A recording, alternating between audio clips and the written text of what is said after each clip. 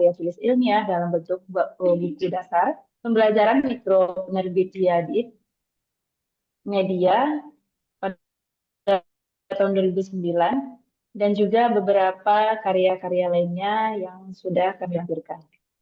Kita langsung saja kepada Bapak Profesor Dr. Anis Fauzi untuk menyampaikan materi webinar kita pada siang hari ini. Kepada Bapak Anis Fauzi, dipersilakan. Baik, Assalamualaikum warahmatullahi wabarakatuh. Ada suara saya, Bu, ya? Ada, Pak. Alhamdulillah. Baik, Bapak, Ibu, Saudara-saudara semua. Alhamdulillah hari ini kita bertemu dalam rangka webinar nasional dengan tema Gerakan Literasi dalam Dunia Pendidikan. Nanti saya minta bantuan host untuk tayangkan PowerPoint, ya. Saya merasa bersyukur diberi kesempatan menyampaikan materi ini, apalagi terkait dengan literasi di dunia pendidikan, ya. Karena memang sejatinya dunia pendidikan itu akrab dengan gerakan literasi. Ya, topik ini sangat relevan di era sekarang karena informasi begitu cepat dan mudah diakses, namun belum tentu dipahami oleh anak-anak kita. Jadi saya punya pikiran, literasi itu bukan hanya urusan sekolah, tapi juga urusan keluarga dan urusan masyarakat. Karena bila sekolah, keluarga, dan masyarakat tidak saling kerjasama, maka gerakan literasi tidak akan berjalan lancar. Tuh. Gimana, Bu? Saya langsung ya sambil Iya, Pak. jalan, ya. Ya, ya, Iya, baik. Pak. Iya, Pak. Kita mohon maaf, Ibu Bapak, kita sambil santai saja. Eh, Kalau kita bicara literasi, sering kita langsung berpikir tentang membaca dan menulis. Padahal sebenarnya literasi itu bisa lebih jauh dari situ. Umumnya memang membaca menulis. Tapi bagaimana budaya membaca dan budaya menulis juga dikembangkan. Literasi itu kemampuan memahami informasi, menganalisis, lalu menggunakan dalam kehidupan sehari-hari. Jadi memahami kata dengan makna tertentu, memahami kalimat dengan makna tertentu. Jadi bukan hanya selesai menulis, tapi maknanya bagaimana. Misalnya siswa membaca berita, tapi dia belum tentu paham apa berita itu. Taruhlah sekarang anak-anak sudah kenal Iran, Israel, tapi hakikatnya nggak tahu. Yang penting tayangan itu dilihat. Apa sejatinya Iran, apa sejatinya Israel, anak-anak kurang paham. Tapi karena itu berita dikonsumsi, ya.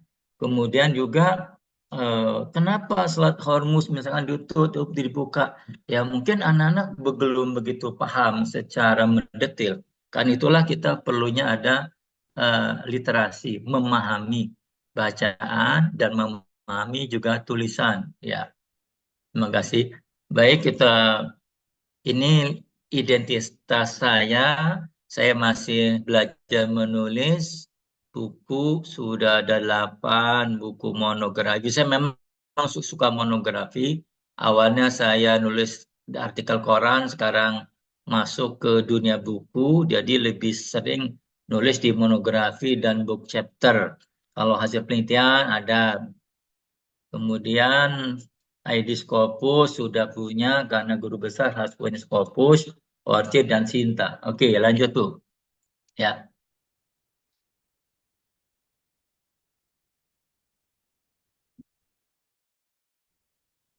Oke. Nah, jadi terima kasih atas kesempatan yang diberikan kepada saya untuk mempresentasikan materi tentang gerakan literasi dalam pendidikan.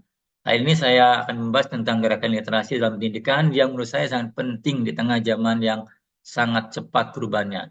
Jadi topik ini saya pikir relevan dengan era sekarang di mana informasi begitu mudah diakses tapi belum tentu dapat dipahami. Ya. Oke, lanjut.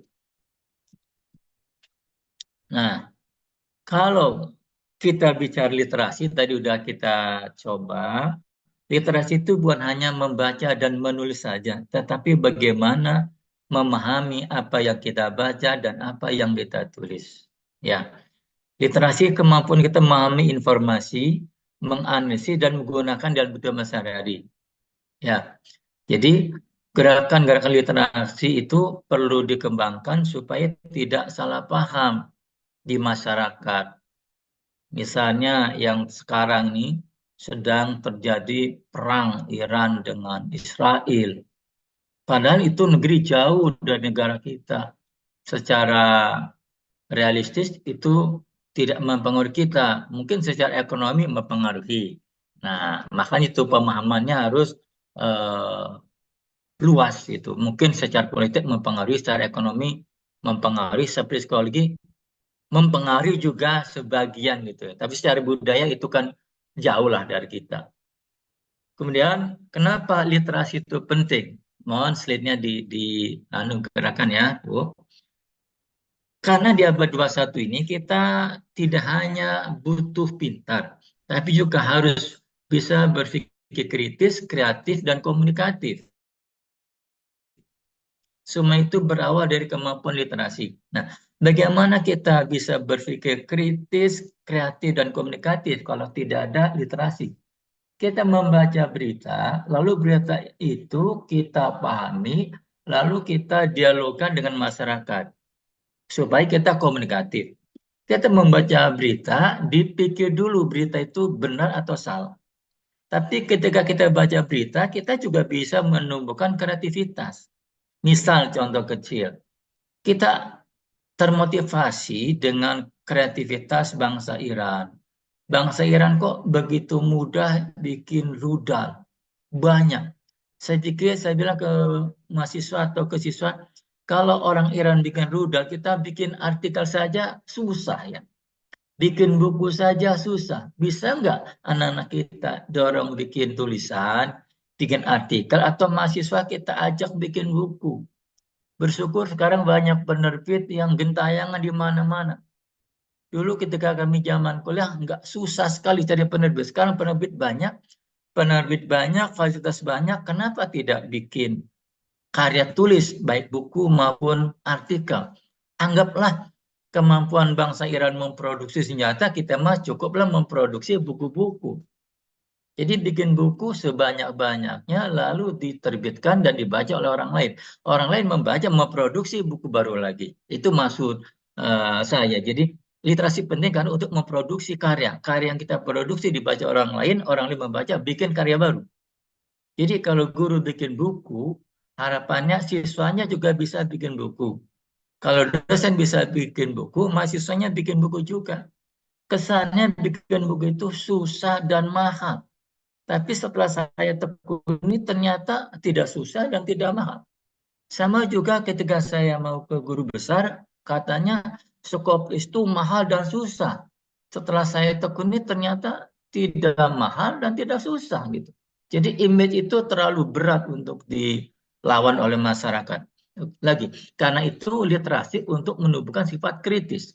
Oke, literasi penting karena berkaitan dengan kemampuan berpikir kritis. Contohnya, ketika siswa mendapat informasi di media sosial, apakah mereka langsung percaya atau mengecek dulu kebenaran? Nah, ini misalnya mahasiswa ada tugas dari dosen supaya makalahnya terbit di jurnal. Kesannya jurnal itu mahal. Kesannya jurnal itu susah. Dipahami dulu apakah benar.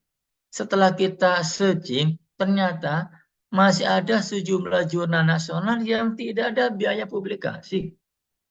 Kalau kita searching, masih banyak jurnal internasional yang tidak ada biaya publikasi. Artinya faktor biaya bisa ditepis.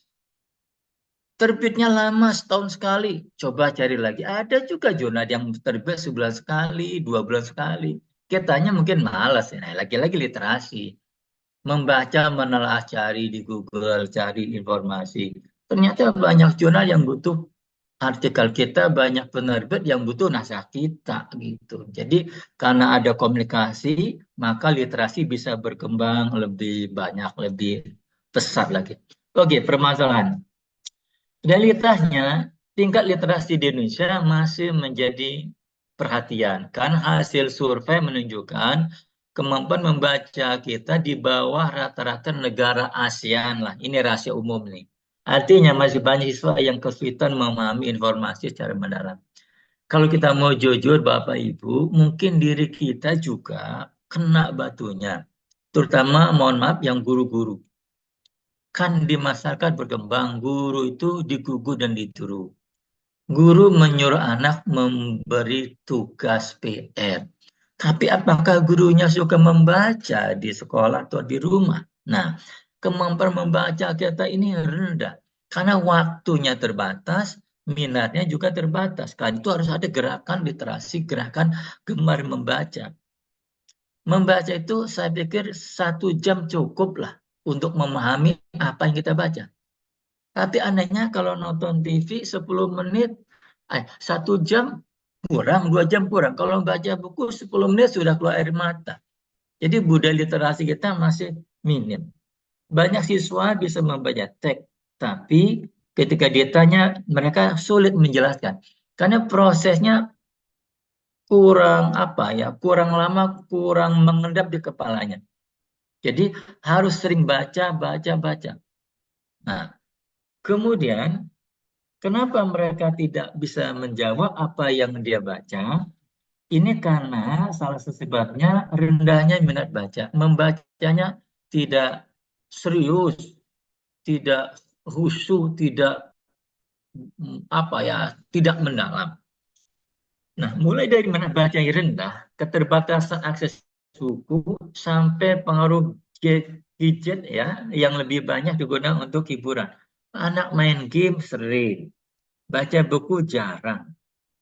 Kemudian keterbatasan juga akses buku. Di kota-kota toko buku sedikit, tapi rumah makan banyak. Saya tinggal di kota Serang. Saya hitung, kok lebih banyak rumah makan ya daripada toko buku. Saya juga di hati berontak ini, gimana caranya supaya wali kota, bupati memperbanyak toko buku. Jadi akses buku terbatas. Mudah-mudahan di kota lain seimbang paling tidak rumah makan dengan jumlah toko buku. Ini kebanyakan rumah makan, jadi masyarakat lebih apa ya disuguhkan oleh budaya makan, bukan budaya baca dan menulis. Nah, kalau kita lihat sekarang, siswa berjam-jam main TikTok, tapi membaca buku 10 menit saja sudah mulai merasa bosan. Nah, baca buku kurang tradisi. Harusnya dikasih tugas baca buku, bikin komentar, bikin analisis, atau bikin pertanyaan lalu jawab sendiri bisa. Mungkin di kurikulum yang lama ini mastery learning bisa kita membadah materi dengan baca buku lebih banyak. Tapi sekarang karena banyak teknologi, minat bacanya kurang. Pemerintah sebenarnya melakukan berbagai upaya untuk menggerakkan literasi. Salah satunya ada gerakan literasi sekolah. Sekolah sudah melakukan program literasi, misalnya program membaca 15 menit sebelum pelajaran dimulai. Sekolah memfasilitasi wajib baca, tapi di rumah bagaimana? Ketika sampai rumah, anak-anak tidak baca buku, hilang. Kalau bisa sih ketika guru ngasih PR, sampai di rumah langsung dikerjakan itu. Seharusnya. Tapi kalau sampai rumah orang tuanya tidak mendukung, akhirnya PR dikerjakan di sekolah besok harinya. Kelihatannya sederhana, oke. Tapi dampaknya cukup besar jika dilakukan secara konsisten. Jadi program 15 menit membaca sebelum belajar itu bagus sekali. Ada variasi lain, ada program mengaji 15 menit sebelum belajar, boleh juga. Kan mengaji juga membaca Al-Quran. Membaca pelajaran umum, bagus juga. Kebiasaan di sekolah sebelum belajar dimulai. Nah, walaupun kadang masih ada siswa yang membaca buku, tapi yang siswa yang hanya membuka buku tanpa benar-benar membaca. Nah, susah nih. Karakter manusia memang ada orang yang senang baca, ada yang tidak senang baca. Ada yang pura-pura, itulah karakter manusia ya. Jangankan baca buku, sholat saja kadang ada yang pura-pura. Itu udah menjadi karakter. Di era digital, informasi sangat banyak, tapi tidak semuanya benar. Bahkan hoax juga menyebar dengan cepat. Nah, berita viral di keluarga di WA banyak yang langsung percaya tanpa cek fakta. Di sini pentingnya literasi. Jadi berita-berita itu tolong dicek dan recheck. Ngeceknya itu dengan berita yang lain tentunya. Kadang ada berita kemarin BBM naik, ternyata nggak naik. Nah, namanya hoax ya.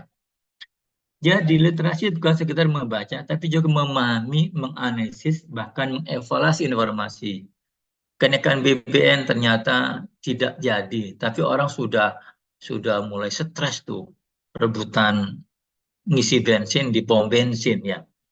Literasi itu memahami dan menganalisis informasi. Siswa tidak hanya membaca cerita, tapi bisa menjelaskan makna dan pesan dari cerita tersebut. Jadi siswa membaca sambil menghayati. Ini pelajaran sejarah. Pemahaman kita tentang sejarah kurang karena anak tidak dikasih bacaan tentang sejarah. Sejarah. Kalau dikasih bacaan tentang sejarah, nanti anak tertarik. Tokoh-tokoh sejarah yang dulu hebat-hebat. Sekarang saatnya mestinya anak-anak jadi pelaku sejarah.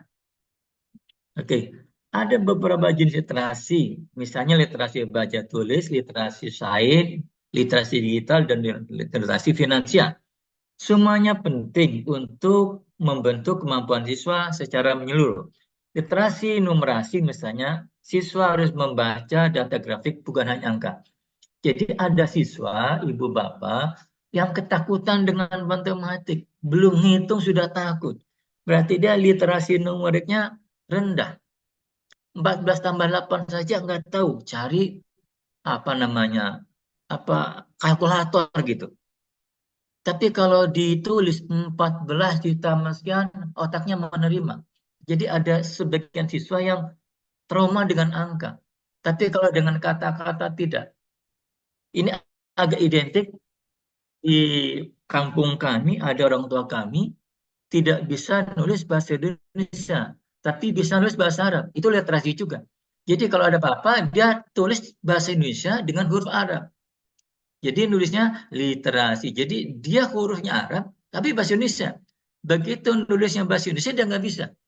Karena dulu literasinya berbahasa Arab, sekarang literasi berbahasa Indonesia. Mungkin ke depan literasinya berbahasa Inggris.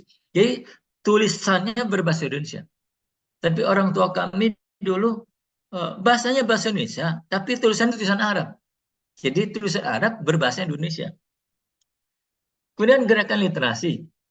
Gerakan literasi adalah upaya bersama yang dilakukan secara sistematis dan berkelanjutan. Tidak hanya sekolah, tapi juga melibatkan guru, orang tua, masyarakat. Kalau hanya sekolah yang bergerak, tapi anak di rumah tidak pernah membaca, hasilnya tidak maksimal. Saya katakan tadi, guru ngasih PR, tolong baca, kerjakan soal ini di rumah. Sampai di rumah anak tidak ada waktu untuk membaca, maka gerakan literasi situ tidak berkembang. Atau guru ngasih soal, ngitung-ngitung literasi numerik, sampai di rumah tidak dikerjakan. Tergantung pada kalkulator, nunggu HP datang baru kerjakan soal. Nah, itu literasi numerik. Jadi kita ngitung bisa, membaca bisa, mestinya begitu. Peran sekolah, apa peran sekolah? Sekolah menjadi pusat utama literasi. Karena di sekolah ada kegiatan membaca, menulis, menyimak, menghayati, dan mengembangkan karya tulis. Mulai dari menyediakan perpustakaan, ada pojok baca, hingga ada integrasi literasi dan pembelajaran. Sekolah menyediakan fasilitas, misalnya ada pojok baca, tapi kadang belum dimanfaatkan secara maksimal. Biasanya di sekolah ada majalah dinding, ada apa ya, perpustakaan, ada pojok pojok baca. Yang nulis jangan guru, yang nulis siswa, yang baca siswa dari siswa untuk siswa. Tapi ini kalau dimulai saya yakin akan berkembang literasi itu. Tapi memang ini tugas dari semua Dewan Guru, bukan hanya Guru Bahasa Indonesia. Apalagi sekarang kan ada kurikulum yang baru, kurikulum Merdeka. Beberapa guru gabung lah, guru IPA, guru agama gabung, tidak hanya Bahasa Indonesia. Jadi dikondisikan di sekolah, di perpustakaan itu ada ruang baca. Kalau bisa sih ada lomba menulis setiap hari-hari besar nasional. Kemudian peran guru. Peran guru dalam gerakan literasi sangat penting. Guru menjadi kunci literasi, bukan hanya saat mengajar, tapi juga menjadi motivator dan teladan dalam literasi. Kalau guru hanya menyuruh membaca tanpa diskusi, siswa biasanya cepat bosan. Nah, apalagi kalau gurunya pernah menulis, ini suatu kebanggaan. Kalau jadi guru, gurunya punya buku karya dia. Kalau jadi guru, gurunya menulis di koran, dibaca siswa, ada kebanggaan. Saat saya kuliah S1 dulu, ada dosen bikin tulisan, lalu tulisannya digunting, dibikin clipping, difotokopi, itu ada kebanggaan itu. Dosennya nulis, mahasiswa baca.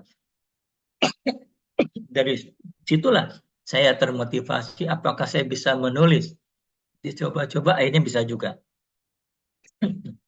Artinya, kalau gurunya menulis atau dosennya menulis, insya Allah mahasiswanya ikut menulis, siswanya ikut menulis. Yang paling enak memang ada lomba menulis dalam rangka Hardiknas, Hari Pendidikan Nasional, dalam rangka Hari eh, Kemerdekaan. Itu termotivasi, tinggal mengkondisikan saja siswa itu. Di rumah, orang tua juga tidak kalah pentingnya. Misalnya membiasakan anak membaca atau sekedar diskusi tentang apa yang mereka baca. Anak-anak tadi baca apa? Apa maksudnya? Ada dialog lah. Jangan sampai anak membaca tidak dikontrol. Yang saya khawatirkan, Bu Nora, anak membaca bukan buku pelajaran, tapi buku cerita. Tapi yang dia baca buku cerita, akhirnya mata pelajaran tidak dipahami, cerita yang dia pahami. Ya, jadi orang tua harus mengontrol apa yang dibaca siswa itu, apakah mendukung pelajaran, apakah buku referensi. Jangan sampai yang dibaca malah jauh dari mata pelajaran. Boleh sih, tapi jangan banyak-banyak. Orang tua juga berpengaruh eh, apabila siswa sering main HP. Banyak orang tua memberi siswa handphone itu mengurangi gerakan literasi. Kalau bisa sih dibatasi, dikurangi, dikontrol. Nah, kecuali sudah dewasa, mahasiswa, mungkin ada kebebasan. Kalau masih anak-anak bisa dikontrol. Khawatir anak-anak malah tidak bisa bikin kalimat sendiri. Oke, masyarakat juga punya peran. Di masyarakat itu ada teman baca, ada perusahaan keliling, ada juga mungkin di desa itu ada komunitas baca lah. Biasanya ada anak teman-teman mahasiswa, KKN, kuliah kerja nyata, lalu menyumbang bacaan.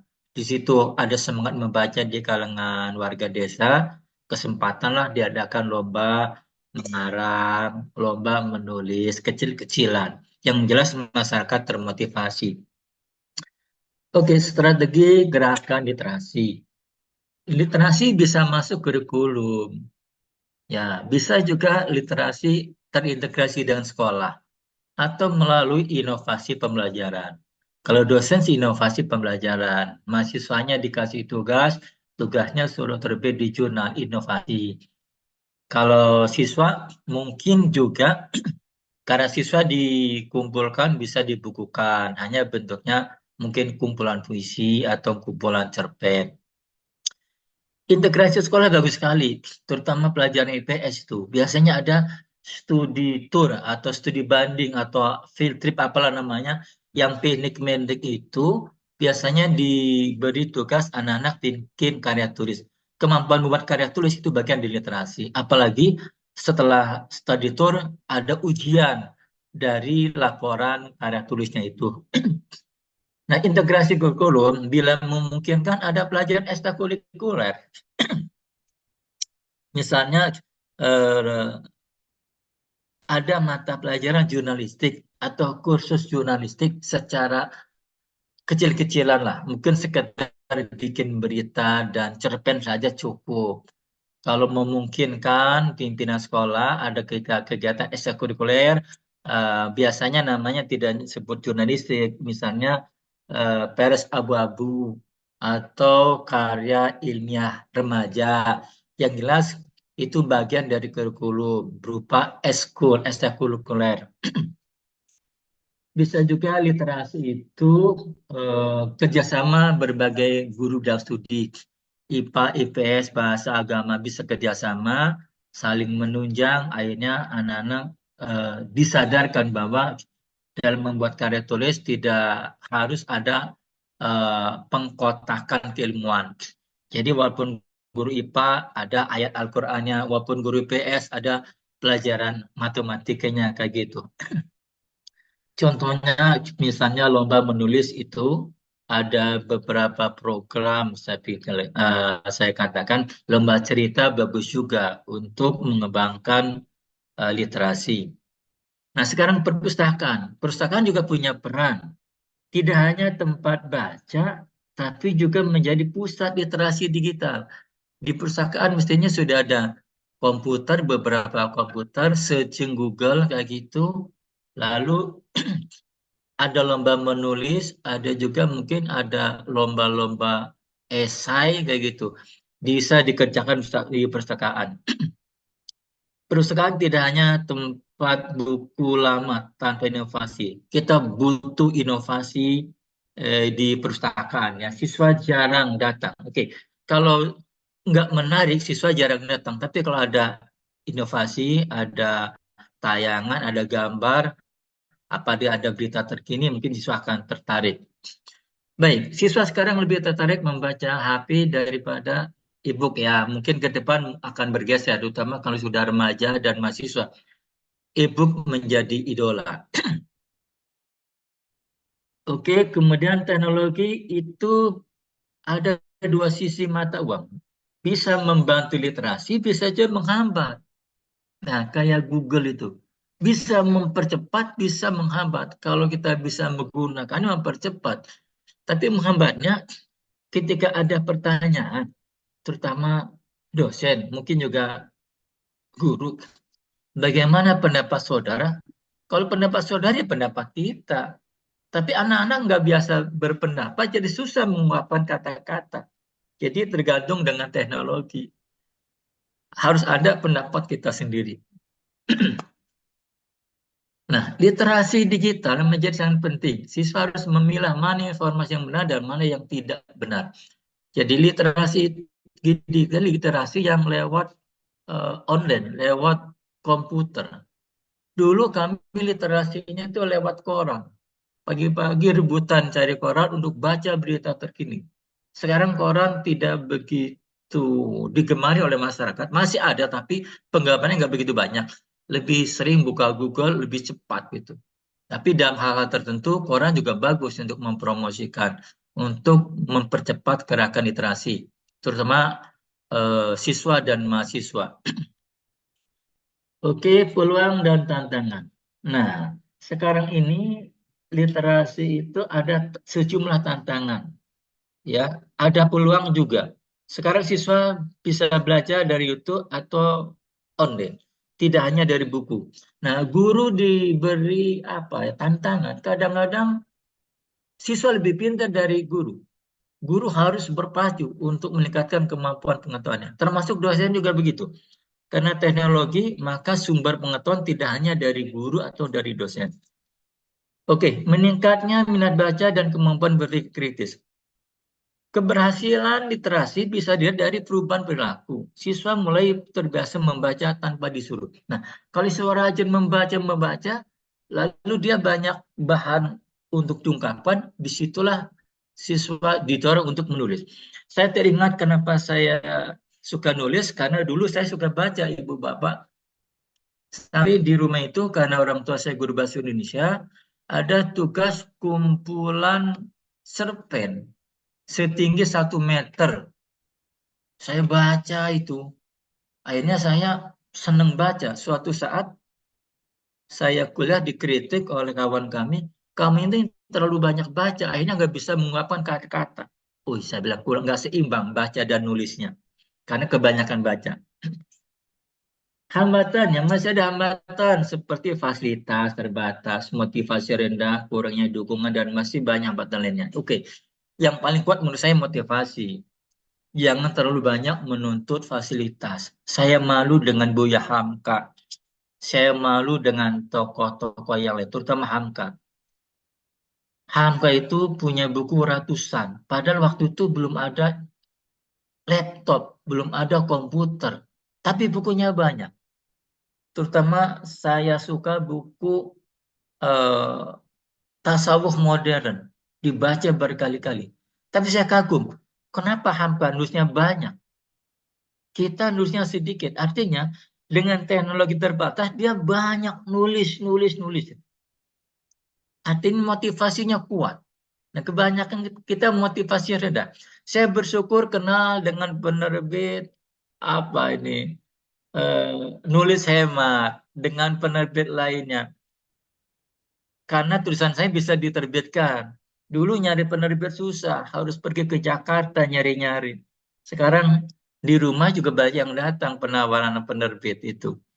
Ya, jadi saya senang terlibat di dunia penerbitan ini. Tinggal nanti bagaimana mahasiswa bisa mengikuti gerakan kami, bagaimana mahasiswa mengikuti gerakan kami, karena mereka nggak tahu apa benar ada penerbit dengan biaya murah. Yang kami tahu biayanya 10 juta. Sekali terbit habis perkara. Saya punya 3 buku ibu bapak. Sekarang bukunya masih gentayangan, tapi katanya putus hubungan dengan saya karena sistemnya bukan royalti karena waktu itu yang penting terbit. Nah, dengan sekarang saya senang dalam waktu singkat bisa bikin buku dengan biaya murah terbit ke seluruh Indonesia. Wah, senang sekali. Terima kasih nih CV nulis hemat. Ya, Sama-sama, Kak. iya, terima kasih. Itu saja mungkin yang bisa saya sampaikan. Mungkin ada diskusi. Endingnya saya senang berada di suatu ini karena mengembangkan kemampuan menulis dan kita saling silaturahmi lewat terus menulis. Nah itu beberapa buku saya. Guruku, ketika guru menulis, saya greget teman-teman guru nggak suka nulis. Nah, mungkin karena saya jadi dosen, ya saya juga dosen juga guru, jadi saya merayu. Yang tip dan trik menulis saya dekat masih kami nggak bisa nulis padahal nulis itu gampang tapi susah mengajarkannya akhirnya saya nekat apa yang saya lakukan saya rekam jadilah buku itu tip dan trik menulis dari awal sampai akhir itu ya saya dari geografi saya reuni waktu itu penasaran kok ada reuni sih 50 tahun akhirnya saya mikir jangan lupakan geografi gara-gara ada reuni 50 tahun yang lalu setengah abad baru reuni. Guruku orang tuaku ini yang ada di kepala saya sejak dulu. Guruku orang karena orang tua saya guru, saya ngikuti gara-gara orang tua. Tapi saya juga menghormati guru-guru saya yang kebetulan muridnya bapak saya juga. Ini masuk ke hati guru orang tua aku nih. Jadi saya mengidolakan guru-guru saya. Tapi guru-guru saya mengidolakan orang tua saya. Kok ini ada lingkaran ini? Jadi guru-guru saya itu diajar oleh bapak saya. Akhirnya saya nanti ngajar anak guru-guru saya. Udahlah, ini lingkaran nih guru ke orang tua aku. Mungkin itu saja yang saya sampaikan. Silakan kalian nanti ada pertanyaan. Assalamualaikum warahmatullahi Oke. wabarakatuh. Ya, Oke, baiklah Bapak ya. Anis Fauzi, terima kasih. Untuk pertanyaan bagi Bapak Ibu peserta webinar yang ingin bertanya, silakan bertanya. Kami membuka 3 pertanyaan untuk pada kesempatan kali ini. Karena waktu kita terbatas, jadi hanya 3 pertanyaan saja. Silakan Bapak Ibu yang ingin bertanya boleh dibuka mic-nya atau chat bisa.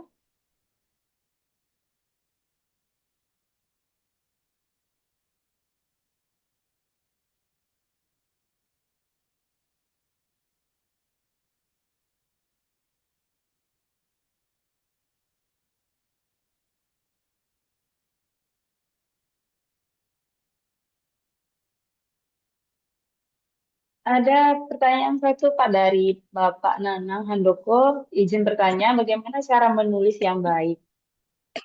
Boleh Bapak Anis untuk menjawab pertanyaan dari Bapak Ya, Arman? baik Pak Handoko. Ya, ini pertanyaan ini iseng, tapi saya jawab serius ya Pak. Yang paling awal saya latihan nulis, ada editor majalah ngajarin saya. Kata editor, waktu itu kan belum ketemu laptop lah, tahun 1990 itu. Cari kertas, kata beliau, 10 lembar di hektar, cepret.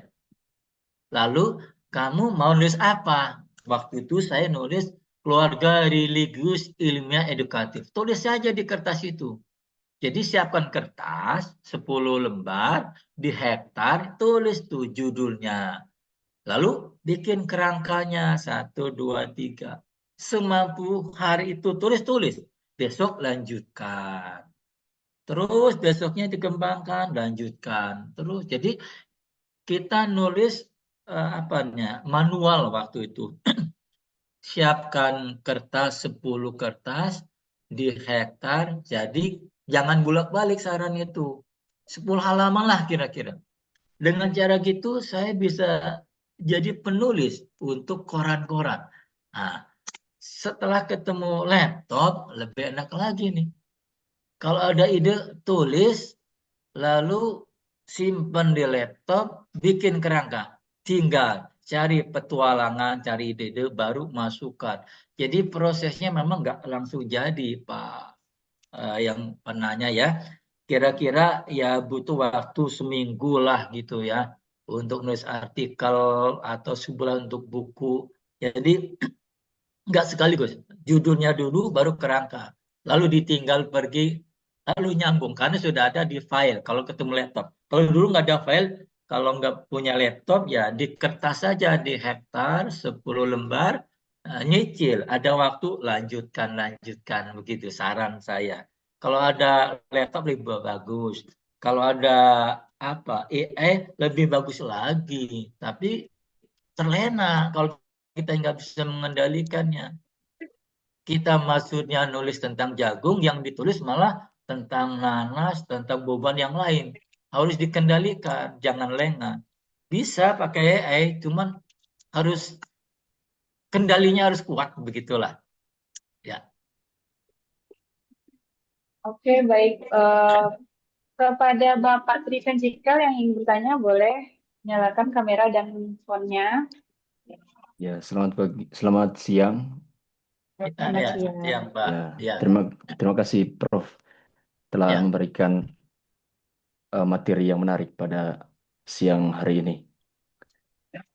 Ya, dari judulnya tentang literasi dalam dunia pendidikan.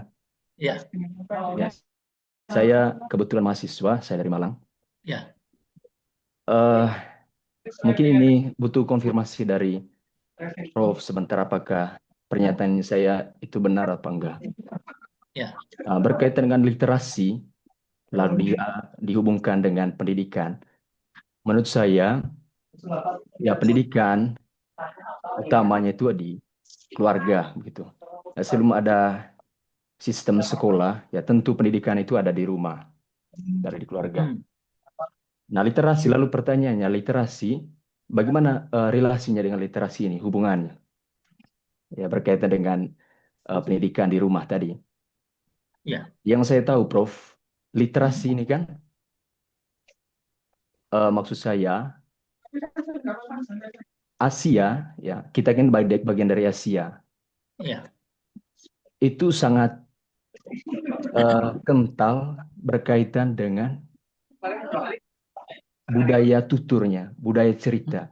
hmm, Nah, bagi saya, dari definisi itu, dari pengertian itu, maka literasi itu, sebelum ada literasi tulis dan membaca tadi, bagi saya dulu itu literasi murni, kita sebagai orang yang berada pada sistem tutur tadi, itu adalah literasi bercerita, sebelum ada tulis dan membaca. Jadi literasi kita adalah literasi tutur atau bercerita. Jadi saya fokusnya konteksnya di negeri kita sendiri saja, di Indonesia. Ya. Nah, eh, apakah sejarah literasi ini, tutur ini, itu maksudnya kalau dilihat dari sekarang ya, Pak ya, kenapa literasi anak-anak sekarang itu sangat lemah? Mungkin ada kaitannya, ada hubungannya dengan pelemahan sejarah ini tadi, literasi Ya, tutur ini. Ya, ya berbalik kita ke arah ya, pendidikan utama tadi. Kita jangan dulu ke sekolah, ya, di rumah. ya, ya, Literasi tutur bercerita ini sangat kurang sekarang. Ya, banyak orang tua itu hanya memberikan kepada anaknya itu HP. Sehingga misalnya pada malam hari cerita dongeng atau segala macam itu tidak ada. Ya, saya kira ini salah satu penyebab dari literasi sekarang untuk sekarang itu lemah.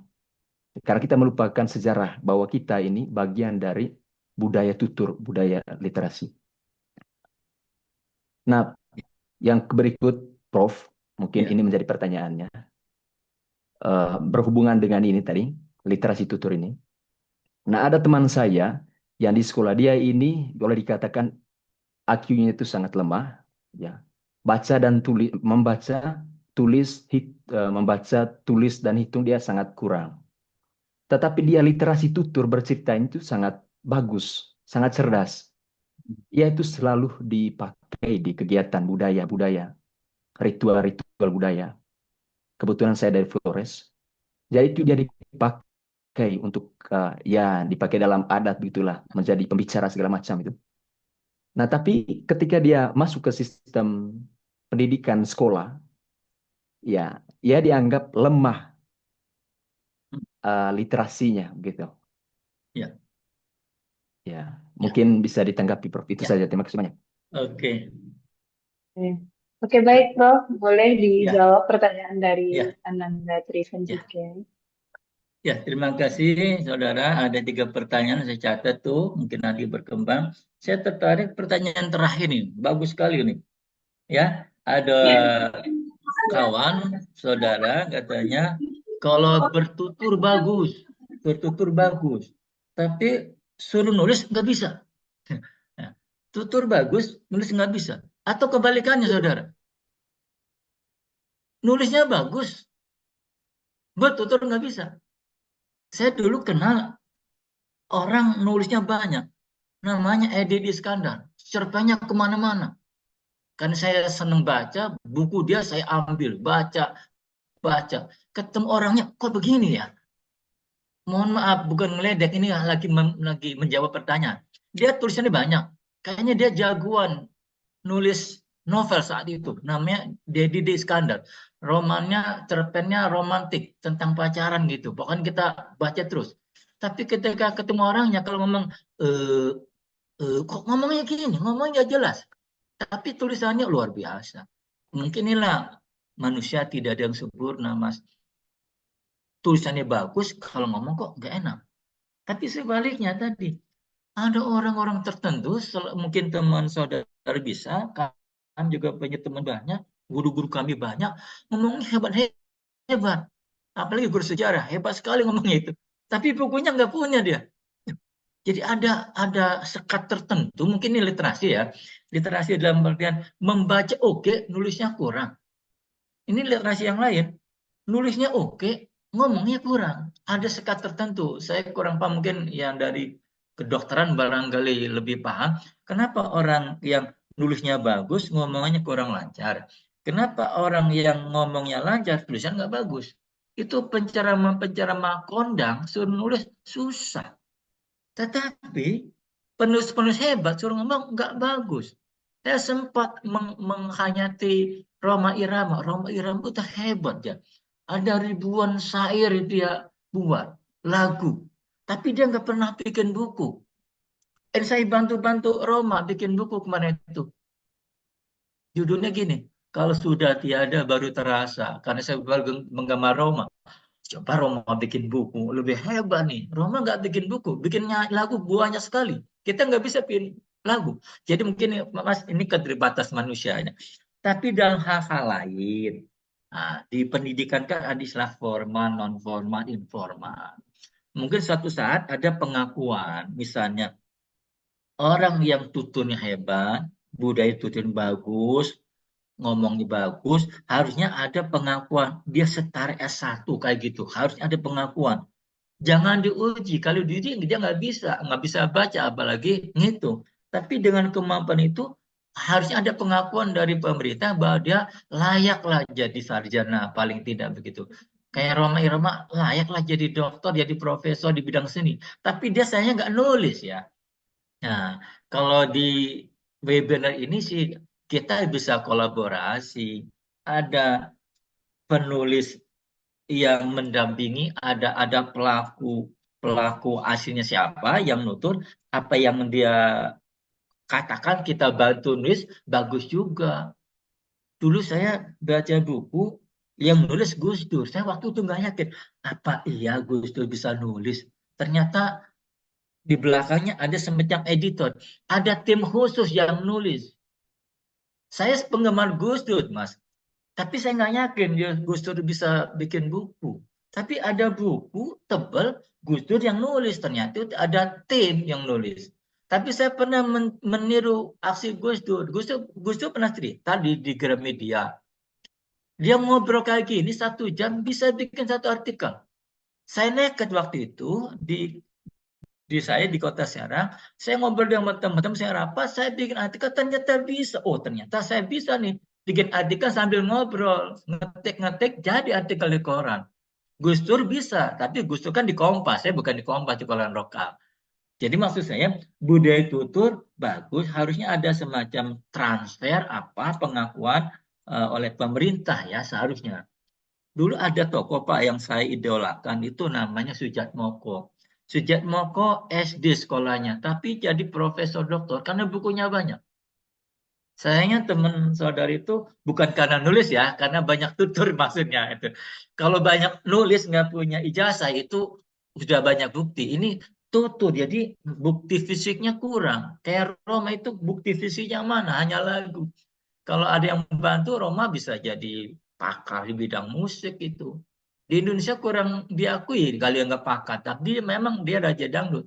Cuman literasi nulisnya kurang. Seandainya kita bisa, Bang Roma, coba sih kumpulan lagunya ditulis dalam bentuk buku, mungkin dia jadi profesor sungguhan itu, Mas. Kan lagunya berupa kaset. Coba lagunya itu ditulis di penerbit hemat nulis gitu ya. Wah, Roma bisa menjadi profesor doktor itu. Sayang nggak dinulis. Mudah-mudahan ada yang menyampaikan Bung Roma. Bisa nggak lagu-lagu dia ditulis kumpulan lagu Roma? Wah, saya yakin bisa jadi profesor doktor di situ. Pertanyaan kedua, Mas, saya setuju, setuju. Tadi siapa di keluarga kemudian dengan tutur ya. Tadi oke, tutur. Tutur memang bagus, tapi memang faktor sejarah. Tidak bisa dipungkiri, di keluarga kami juga begitu. Kita awalnya keluarga itu kan menggunakan bahasa ibu, bahasa Jawa atau Sunda atau Batak atau Padang. Begitu sudah berkeluarga, jadi bahasa Indonesia. Jadi anak-anak kita nggak ngerti bahasa daerah kita. Ya, tutur itu lebih kental nuansanya ke daerahan lah, katakan begitu. Saya setuju, Aceh ini budaya tuturnya bagus. Tapi masuk keluarga kok bahasanya pakai bahasa Inggris, bahasa apa, Mandarin kayak gitu. Nggak nyambung di keluarga aja, waduh susahnya. Apalagi kalau keluarga di kota. Kebanyakan kita pakai bahasa Indonesia, bahasa daerahnya hilang. Padahal itu bahasanya bagus. Mungkin ada gerakan, apa namanya gerakan yang pasti yang saya tahu dari sejarah kita tertutup, Mas. Di kota kami ada beberapa nama pahlawan. Saya juga gelap. Ini siapa Kiai Abdul Halim? Siapa Sultan Agung? Siapa? Jadi nama-nama pahlawan itu kita nggak tahu. Karena budaya literasinya lemah. Mohon maaf guru sejarah. Saya sempat menggugat. Kita belajar sejarah masa lampau. Di depan mata kita nggak tahu. Di depan mata saya uh, ada ada nama pahlawan yang kita nggak tahu. Ini siapa? Ini pahlawan Pak Abdul Hadi. Siapa Abdul Hadi nggak ngerti. Jadi pahlawan lokal tidak dimunculkan oleh guru sejarah. Jadi ada sekat. Kita tahunya kalau jalan itu ada Jalan Sudirman, Muhammad Ahmad Yani, Muhammad Toha yang terkenal. Dan yang lokal-lokalnya nggak tahu kita, Mas. Jadi memang ini guru sejarah harus dipacu literasinya. Ya, nama-nama jalan raya itu ada kita, Paki, Masyong, segala macam. Anak nggak tahu, saya sendiri nggak tahu itu siapa. Jadi literasi sejarah yang penyebabnya. Kalau itu muncul, saya pikir budaya itu akan muncul lagi. Mengenai keluarga, ada Pak, Mas, literasi di keluarga. Kebetulan kalau kalau saya sih karena keluarganya guru semua ya. Jadi di rumah itu lebih banyak buku daripada yang lain. Bapak guru, ibu guru, mertua guru, semuanya guru lah. Itu muncul literasinya. Karena kami keluarga guru ya. Mungkin kalau bukan keluarga guru agak terhambat. Jadi di rumahnya suatu saat ada cerita nih. Ada orang mau bikin surat karena anaknya mau sekolah nggak bisa, sakit, pinjam, ketok pintu, assalamualaikum Pak, minta kertas 1 lembar. Untuk apa? Mau bikin surat, anak saya sakit, mau izin sekolah. Dikasih kertas lembar, pinjam pulpen sih, Masya Allah, pulpen aja nggak punya saudara, keluarga sebelah rumah lah gitu. Pulpen nggak punya, kertas nggak punya. Jadi kalau mau izin itu berabe. Nah, akhirnya bertamu, minjem kertas 1, kemudian minjam pulpen. Udah gitu nulis. Apa yang terjadi? Nggak bisa tanda tangan. Pak, tolong tanda tangan kan. Emang nggak bisa. Dulunya generasi tak jempol. Udah, saya terpaksa, saya parafin aja gitu. Jadi masyarakat nggak biasa bikin tanda tangan itu. Gitu maksudnya itu budaya turut tadi. Keluarga memang ya mohon maaf lah, kalau keluarga pendidikan itu sudah berjalan keluarga literasi. Mungkin di keluarga non pendidikan, petani yang saya tahu itu pulpen nggak punya, kertas nggak punya. Ini yang paling saya kaget waktu itu, nggak bisa tanda tangan, Mas. Tanda tangannya gimana nih? Nah, ya seperti saya dulu pertama di SD, di di di itu diberi pelajaran oleh kepala sekolah, begini caranya tanda tangan itu. Karena di rumah orang tua kami nggak melatih bagaimana cara tanda tangan. Begitu lulus SD, ngambil ijazah harus tanda tangan. Gimana caranya? Disitulah bagian dari literasi. Nulis tanda tangan itu gimana? Ya, jadi memang ada literasi di keluarga. Ya, saya merasakan keluarga kami tidak mengajarkan kami tanda tangan. Untung di sekolah diajarkan bagaimana cara tanda tangan. Dan kami tidak merasakan cap jempol. Tapi orang tua kami memang nggak bisa tantangan, bisanya cap jempol. Itulah generasi yang berbeda. Sekarang mungkin tantangannya sudah scan ya kalau sekarang tuh. Itu Mas yang saya sampaikan. Mudah-mudahan ke depan saya setuju budaya tutur dipertahankan. Artinya kita jangan lenyap karena faktor budaya. Bahasa daerah dipertahankan dulu, baru tutur akan berkembang. Kalau bahasa daerahnya hilang, tuturnya agak hilang nih kalau bahasa Indonesia, ya. Terutama bahasa daerah yang sangat kental. Monggo, Mbak. Oke, terima kasih jawabannya Pak Anies. Selanjutnya, pertanyaan dari Ibu Siti Syara Nuraini. Di sini izin bertanya bagaimana cara menghadapi Gen Z yang menggunakan AI terus-menerus, impact-nya akan selalu ketergantungan. Tips dan solusinya apa ya Pak untuk menghadapi ketergantungan AI tersebut? Ya, baik. Ini zaman modern ya. Yang tadi sebelum modern, kira-kira begitu. Bagaimana cara menulis sebelum modern? Cari kertas, cari pulpen, nulis enak dimanapun lah tempatnya. Sekarang sudah modern. Kita zaman AI. Tidak bisa dihindari, Ibu Bapak. Kita harus menghadapi dunia dengan zamannya. Saya ingat Sayyidina Ali bin Abi Thalib, dia bilang begini, didiklah anak-anakmu dengan cara yang berbeda ketika kamu kecil. Saya dulu kalau nggak mau baca buku, nggak mau belajar, sabar sama orang tua. Akhirnya membaca buku. Lalu ketika kuliah, nulisnya pakai mesin tik. Sekarang zamannya zaman laptop dan zaman AI. Sekarang boleh pakai AI, tetapi harus dibatasi. harus dikendalikan. Dikendalikan kata-katanya, dikendalikan jumlah katanya, dikendalikan sumbernya, lalu setelah jadi dicek ulang gitu, dicek ulang. AI boleh, tapi untuk mempercepat. Jadi ada check and recheck. Kalau bisa kita pakai pikiran kita sendiri, lalu cek lewat AI, dikembangkan. Boleh begitu. Atau divariasikan, digabungkan. Jadi kerangkanya, Ibu Bapak, judul dari kita, kerangka dari kita. Pengembangan pakai AI. Tapi AI-nya dikendalikan, jangan lepas. Jadi ibarat apa ya, kita pakai GPS gitu, kadang-kadang GPS juga benar, kadang-kadang salah. Dikendalikan, nah, jangan 100% benar. Tapi untuk mempercepat iya. Tapi batasan-batasannya harus dikendalikan. Karena zamannya zaman kalau gitu susah kita mengenai. Ini di zaman sekarang ya. Jangan setback ke yang dulu. Mungkin kita nggak percaya. Masih sih anak-anak bisa begitu. Karena zamannya zaman begitu, mau apa lagi. Tapi dicek, jangan sampai apa ya, keluar dari aturan lah ya, keluar dari norma gitu. Jadi cek and rechecknya yang kuat, editornya lah.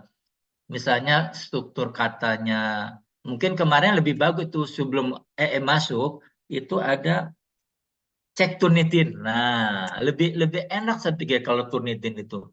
Kita bikin tulisan, sumbernya apa, cek Turnitin.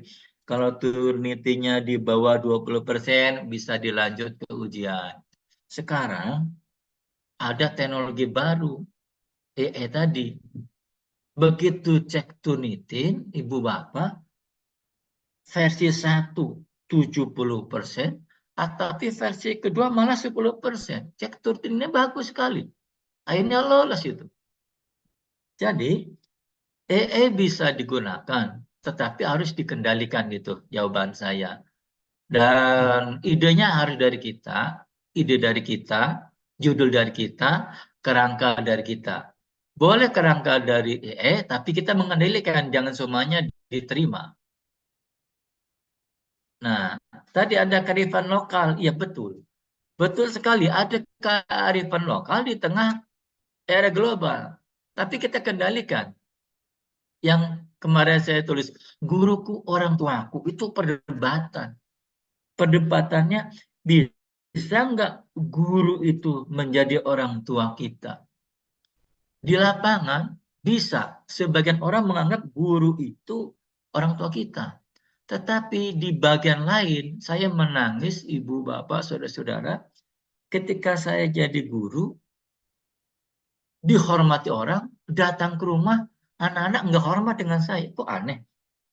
Guruku orang tuaku. Jadi anak-anak itu lebih hormat pada gurunya daripada orang tuanya. Sebenarnya di situ ada isak tangis saya selaku orang tua. Karena kalau nyuruh anak, anak nggak mau. Kata bu guru begini, kata bu guru begini. Jadi lebih hormat pada gurunya daripada orang tuanya. Nah, maksud saya pertanyaan tadi mengenai kearifan lokal. Apakah anak itu harus mengikuti pendapat guru? Apakah anak harus mengikuti pendapat orang tua? Kalau kearifan lokal, harusnya pendapat orang tua. Karena ajaran kita mengajarkan ridho Allah tergantung ridho orang tua itu. Tapi anak-anak sekarang nggak begitu. Terutama anak yang SMA kelas 3. Kamu mau kuliah di mana? Kata orang tua, kamu kuliah di sini saja, di kota sini. Di Serang, di Banten, jangan keluar. Tapi kata gurunya, kalau kamu mau maju, kamu keluarlah yang jauh. Out of the box, keluar dari kota, dari provinsi. Pergilah ke Malang, ke Surabaya. Orang tua tidak menerima. Di situ konflik. Kearifan lokalnya, ridho Allah tergantung ridho orang tua. Tapi anak-anak sekarang, ridhonya ridho guru. Kata guru kuliahnya di ITB, di UGM, di ITS. Tidak menyebut Padang, Medan. Nah, kata orang tua di Padang saja. Kata gurunya di Bandung. Di situlah konflik. konflik ya. Nah, makanya tadi kembali ke menulis, kearifan lokal kita pertahankan, ya kita pertahankan. Kemudian kita bikin tulisan-tulisan yang memperkuat kearifan lokal. Cuman sayangnya anak-anak sekarang mulai ini perdebatan dengan kearifan lokal itu. Memilih kampus itu mengikuti kehendak guru, bukan mengikuti kehendak orang tua. Bagaimana kalau dia kuliah orang tua tidak mendukung, nanti kuliahnya nggak beres. Nah, itu maksudnya kearifan lokal kita pertahankan. Kalau dikaitkan dengan AI, bisa mencari referensi. Saya sempat mencoba-coba, gitu saudara ya, bikin tulisan selokal mungkin. Tetapi memang AI itu sangat sangat maju, dia paham juga kearifan lokal. Satu saat saya coba-coba nyebut nama tempat yang paling kampung, ternyata dia tahu. Saya tahu karena saya di geografi sudah ada pelajaran SIG, Sistem Informasi Geografi. Jadi kita cari, saya mau kunjungan ke kota Raha di Bau-Bau terus ke Pulau Muna. Di mana sih Pulau Muna? Buka Google Map itu, Google. Ketemu di situ. Oh, ternyata di situ lokasinya. Artinya ada kearifan lokal, cara menempuh jalan situ. Tapi kalau yang pakai AI, wah kita bisa langsung saja naik penerbangan dari Jakarta langsung ke Bau-Bau gitu. Tinggal kita kemampuan mau nggak langsung ke lokasi. Kalau nggak, transit dulu ke Makassar dan kayak gitu. Jadi maksud saya, kita mencari kearifan lokal, ternyata AI sudah mengejar juga kearifan lokal itu. Kita mencari nama kampung, sudah ada informasi dan kampung itu. Nah ini ada kemajuan nih. Secara positif, membuat siswa memperbanyak referensi gitu, Ibu, Bapak. Nah, tapi secara negatifnya, dikhawatirkan karena AI tadi, informasinya tidak valid. Ya, waktu itu saya coba iseng-iseng, ada kampung namanya Kampung Domas. Di sini di Banten terkenal karena produk bontot. Kita searching bontot Domas. Ternyata sudah ada referensi itu. Ternyata sudah ada di Google nih. Nah, gitu. Di Google itu bagian dari masalahnya. Jadi anak-anak kalau disuruh bikin tugas apapun, Google sudah siap itu membantu kita. Gitu Ibu Bapak. Sampai mencari gambar-gambar sudah ada semua, itu tinggal copy paste. Nah, lalu kita gimana kalau nggak pakai AI? Karena fasilitasnya memang ada, gitu. Yang intinya bisa digunakan, tapi harus dikendalikan. Intinya begitu. Silakan dilanjut. Oke, baiklah Bapak Anies. Mungkin pertanyaan kita pada kali ini hanya sampai 3 pertanyaan saja ya Pak Bu, karena kita akan ada sisi dari marketing kami juga untuk menawarkan dari penerbit kami Pak. Kepada Ibu Nora, admin 1 kami dipersilakan. Baik, terima kasih sebelumnya Ibu Cindy.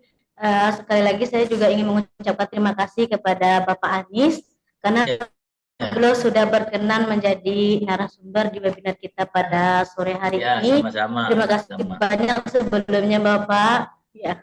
Dan kami juga mengucapkan terima kasih, Masya Allah, antusias juga rekan-rekan yang mengikuti webinar kita pada siang hari ini. Kami juga sangat mengucapkan terima kasih dan juga kami mohon maaf terhadap pertanyaan-pertanyaan teman-teman atau rekan-rekan yang tidak terjawab karena kita keterbatasan waktu ya teman-teman. Nah, insya Allah nanti tanggal 17 lagi itu kami mengadakan webinar juga. Jadi bagi teman-teman yang mungkin nanti untuk mengikuti webinar selanjutnya dipersilakan hubungi kami juga boleh atau melalui tim marketing kami seperti itu.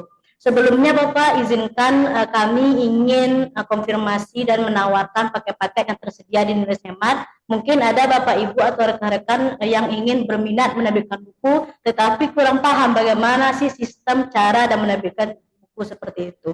Baik, sebelumnya perkenalkan saya Nora, saya admin 1 Nulis Hemat. Saya yang langsung berkonfirmasi atau berkomunikasi dengan Bapak Anies perihal penerbitan buku beliau dan kami juga yang menyarankan beliau atau ingin mengajak beliau untuk menjadi narasumber dari webinar kita pada siang hari ini. Dan alhamdulillah saat ini Bapak Ani sudah memberikan buku di 3 buku di Nulis Hemat. Alhamdulillah 2 sudah terbit ber-SBN ya Pak, dan alhamdulillah juga sudah kami masukkan ke link Shopee. Jadi mungkin rekan-rekan yang berminat untuk buku beliau seperti buku letak geografis saat ini juga, dan juga salah satunya Business of Business. Nah, jadi bagi rekan-rekan mahasiswa Bapak Anies atau mungkin ada Bapak Ibu yang penasaran dengan isi naskah beliau, boleh dicek melalui Shopee Nulis Hemat.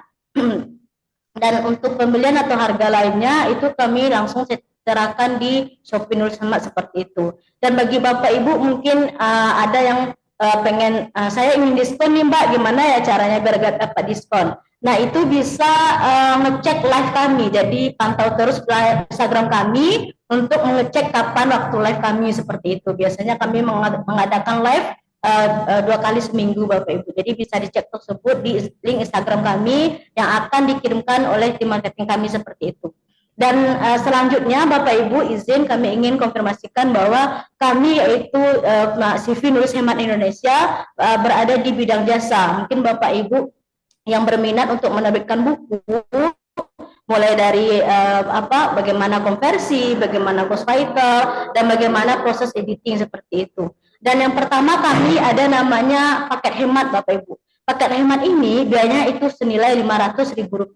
Jadi Bapak Ibu mungkin ada mahasiswa juga yang keterbatasan biaya begitu. Misalkan nih, Mbak, saya cuma ada uang 500.000 nih, bagaimana ya, bisa nggak untuk menerbitkan bukunya? Itu bisa sekali Bapak Ibu. Jadi untuk template itu nanti kami akan berikan kepada Bapak Ibu dengan maksimal 3 penulis. Nah itu nanti Bapak Ibu yang menyesuaikan, jadi tinggal memasukkan naskah Bapak Ibu ke template tersebut. Setelah itu nanti kami akan membantu dari proses editing, menyesuaikan ke KBBI, EYD, sampai buku Bapak Ibu terbit ber-ISBN.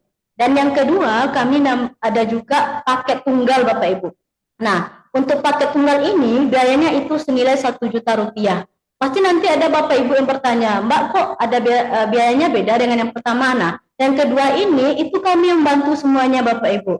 Mulai dari naskah, jadi Bapak Ibu tinggal berikan naskah mentahnya saja, kami yang menyesuaikan dengan template, jadi kami yang bantu menyesuaikan dengan template, menyesuaikan dengan editing, proses editing, cek Turnitin, turunkan Turnitin, sampai buku Bapak Ibu terbit ber-ISBN seperti itu.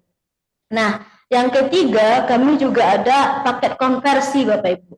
Untuk paket konversi ini biayanya itu senilai Rp1.450.000, tetapi biaya ini itu tidak relevan lah dengan fasilitas yang Bapak Ibu dapatkan.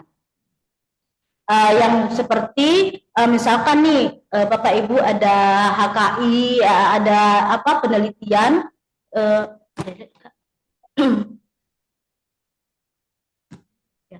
mungkin Bapak Ibu ada seperti penelitian, skripsi dari mahasiswa S2 gitu kan, skripsi yang sudah terbit dari tahun 2018, 2019 sampai tahun sekarang, daripada skripsi tersebut hanya terletak begitu ya Bapak Ibu tidak bisa digunakan, maka bisa dikonversi. Jadi kami yang bantu konversi naskahnya, Bapak Ibu tinggal menerima sampai terbit ber-ISBN. Dan juga untuk fasilitas dengan biaya Rp1.450.000 ini sudah mendapatkan HKI Bapak Ibu. Jadi HKI free 3 eksemplar buku fisik seperti itu. Dan juga kami yang bantu konversi dari naskah mentah sampai terbit ber-ISBN. Dan untuk konversi ini itu kami pastikan terbit ber-ISBN ya Bapak Ibu, karena kami yang memfasilitasi semuanya seperti itu. Dan yang selanjutnya itu kami ada namanya paket ghostwriter Bapak Ibu. Nah, untuk paket ghostwriter ini itu biayanya senilai Rp4 juta. Jadi mungkin Bapak Ibu yang belum sempat untuk menerbitkan naskah, mungkin ada seperti outline atau judul yang ada saat ini, tetapi kami tidak tahu nih bagaimana cara untuk membuatkan isi naskahnya, atau mungkin tidak ada waktu untuk membuat naskah seperti itu. Nah, itu nanti kami bisa bantu Bapak Ibu. Jadi tinggal berikan judul, itu kami bantu buat outline, buatkan isi naskah sampai terbit ber-ISBN. Dan untuk ini, itu kami sudah pastikan untuk terbit ber-ISBN dan maksimal halamannya itu 200 halaman Bapak Ibu. Dan juga sudah ada HKI, free HKI dan juga mendapatkan 4 aksampar buku fisik dan hardcover. Jadi dengan biaya 4 juta ini Bapak Ibu bisa mendapatkan 1 buah buku fisik, 1 buku yang sudah free, sudah selesai, dan sudah dipastikan ber-ISBN juga Bapak Ibu, seperti itu. Jadi tanpa embel-embel lain, tetapi juga sudah HKI, ini memastikan bahwa kepastian hukum buku itu sudah jadi, seperti itu Bapak Ibu.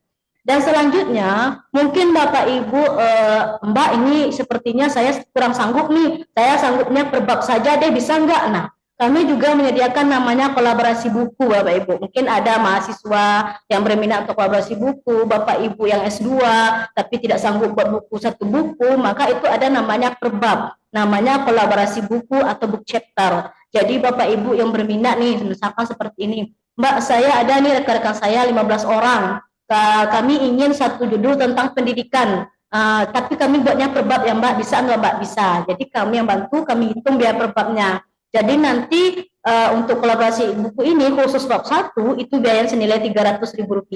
Mungkin Bapak Ibu bertanya nih, kok bab 1 itu mahal sekali ya Mbak ya? Banyak mungkin pertanyaan juga seperti itu, begitu kan? Bagi mahasiswa atau dosen-dosen lain gitu. Nah, kenapa untuk biaya bab 1 ini Rp300.000? Karena untuk bab 1 ini itu bisa digunakan untuk citasi, nama pertama digunakan di cover dan juga HKI. Karena untuk HKI itu hanya mencantumkan 2 penulis ya Bapak Ibu. Jadi nanti kalau seandainya Bapak Ibu bertanya di HKI itu cuma dicantumkan 2 orang ya Bu. Nah, itu kelebihan dari HKI dan juga mengambil jadi penulis pertama seperti itu. Dan untuk bab-bab lain, bab 1 sampai selanjutnya itu biaya senilai Rp150.000. Jadi mungkin Bapak Ibu yang berminat untuk menerbitkan bukunya di penerbit Nulis Hemat, dan alhamdulillah juga Bapak Anies sekarang buku ketiga beliau sudah proses pengajuan SBN ya Pak ya. Insya Allah mungkin dalam seminggu depan sudah keluar SBN-nya. Dan mungkin amin Pak. Dan selanjutnya mungkin Bapak Ibu nanti jika ada yang berkenan juga jurnal BISSN itu juga ada kami sediakan Bapak Ibu, dan juga boleh konfirmasi kepada kami bagi mahasiswa yang ingin menerbitkan jurnal BISSN atau berpublish saja tanpa cinta, itu bisa kami bantu begitu. Dan semoga ini bisa menjadi motivasi juga bagi kita semua dan bisa menjadikan amal jariah juga kepada Bapak Anies, karena sudah ini menjadi motivasi kita semua begitu. Bagaimana sih kita menggerakkan literasi dunia pendidikan saat ini, dan apalagi sekarang banyak yang masih segan atau malas lah untuk membaca dan lainnya, apalagi anak-anak sekarang ya Bapak ya. Semoga ini menjadi motivasi bagi kita semua. Sekian dari saya mohon maaf apabila ada kekurangan, dan jika Bapak Ibu berminat untuk menerbitkan bukunya atau ingin berkolaborasi atau bertanya perihal jurnal, itu boleh langsung melalui saya sendiri. Saya akan berkomunikasi dengan Bapak Ibu perihal ketentuan dan ketentuan lainnya. Sekali lagi terima kasih Bapak Anies sudah menjadi narasumber kita pada sore hari ini. Semoga ini adalah yang pertama beliau yang menjadi narasumber pada sore hari ini. Dan jika ada yang berminat boleh lakukan pembelian melalui Shopee ya Bapak Ibu, Shopee Nulis Hemat, atau boleh melalui web Nulis Hemat seperti itu. Terima kasih. Akhir kata dari saya, mohon maaf sebelumnya, dan saya kembalikan kepada moderator.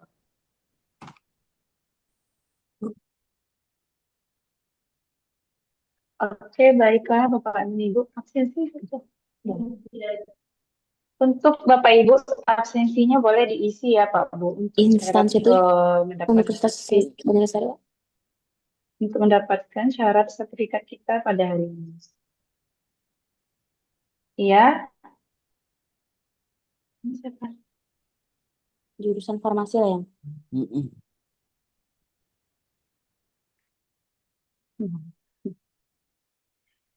Baiklah, karena sesi pertanyaan kita pada sore hari ini sudah selesai.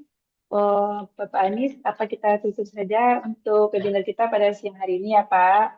Ya, silakan. Oke, terima kasih atas waktunya yang sudah diberikan ya Pak, atas ilmu dan materi yang sudah diberikan. Semoga kita semua ada jiwa literasinya lebih ditingkatkan ke depannya. Untuk Bapak Ibu peserta webinar kita pada siang hari ini, terima kasih banyak karena sudah meluangkan waktunya pada hari ini untuk hadir dalam webinar kita bersama Bapak Anies tentang gerakan literasi di dunia pendidikan. Semoga kedepannya kita menjadi masyarakat yang kuat dengan literasinya. Untuk webinar kita selanjutnya itu ada di minggu depan, tanggal 17 hari Jumat jam setengah 2 ya. Ya. Bagi Bapak Ibu yang ingin ikut menjadi peserta webinar kami untuk minggu depan, boleh hubungi admin 1 atau admin 3, saya dengan Mbak Nora, dan juga bisa hubungi juga admin 2 kami.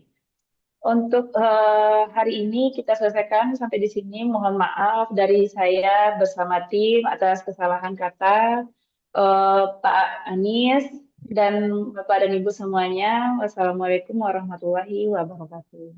Waalaikumsalam warahmatullahi wabarakatuh. Ayo kita nulis lagi ya. Saya harus nulis buku lagi nih. Siap, Pak. Terima kasih banyak, Pak. Kaget saya ada Juna juga ya di situ ya, Bu ya. Nanti saya kejar, Bu. Iya, Juna. Iya, siap. Ada jurnal ber-ISSN juga, Pak. Iya, saya belum tahu, ini baru tahu sekarang. Pamit ya. Waalaikumsalam warahmatullahi wabarakatuh. Waalaikumsalam warahmatullahi wabarakatuh.